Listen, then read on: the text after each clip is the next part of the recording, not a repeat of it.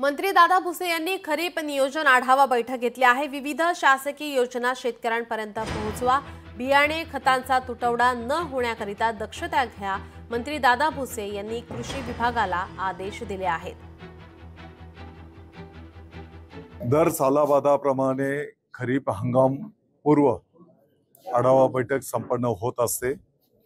साधारणपणे त्या तालुक्यातलं क्षेत्र किती आहे, खरीपामध्ये किती क्षेत्रावर पेरणी केली जाते, तिथला क्रॉपिंग पॅटर्न काय आहे, कोणते पिकांचं बियाणं किती खतं लागणार आहेत याचा आढावा या बैठकीतनं संपन्न होत असतो आणि त्याप्रमाणे येणाऱ्या काळाचं नियोजन त्या ठिकाणी केलं जात आहे।